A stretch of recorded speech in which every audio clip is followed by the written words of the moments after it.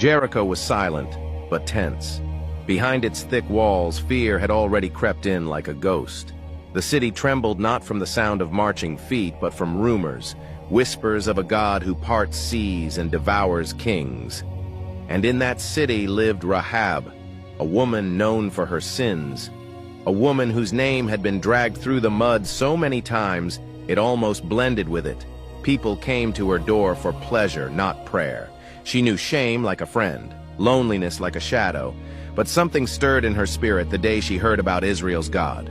Word had reached her. The Lord dried up the Red Sea, the kings of the Amorites are gone. This people, this God, they are unstoppable. And somehow faith sparked in the most unlikely place, in the heart of a woman who lived a not-so-good life. So when 2 Israelite spies came to scout the land, they knocked on her door. Was it chance? Coincidence? No. It was providence. God didn't choose the palace. He chose a home to plant his flag of redemption. She took them in, not out of fear but faith.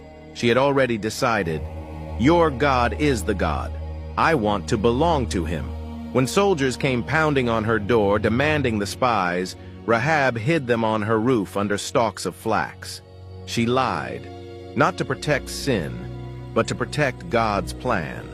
And when the danger passed, she let the spies down with a scarlet rope through her window and made one bold request. Swear to me by the Lord that you will show kindness to my family, because I have shown kindness to you. Joshua 2 verse 12. They looked into her eyes, not just with gratitude, but with God's own mercy. Yes, they said, when the Lord gives us the land, you and your household will be spared. They told her, tie this scarlet cord in your window, a red thread, a sign, not of guilt, but of grace. And when the walls of Jericho finally came crashing down, when the city was reduced to dust, Rahab's house stood. The judgment of God passed over her, just like the blood on the doors in Egypt. Her faith saved her.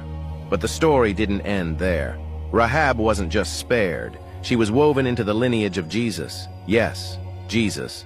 The Messiah came through a line that included a former who had no pedigree, only faith. Matthew 1 verse 5 lists her name among the ancestors of Christ. Salmon was the father of Boaz, whose mother was Rahab. She became the great-great-grandmother of King David. She went from the brothel to the Bible's hall of faith. Hebrews 11 says, by faith Rahab was not killed with those who were disobedient. Because that's what grace does. It rewrites your past. It repositions your future. And it reminds us that where you started doesn't limit where God can take you. Rahab was not saved because she was perfect. She was saved because she believed. Have you ever felt like your past disqualifies you from God's plan? Rahab's story says otherwise. God doesn't call the qualified. He qualifies the called. Drop God can use me too below if you believe redemption is possible for anyone. And share this with someone who needs to know that grace still chooses the unlikely. God bless you. Amen.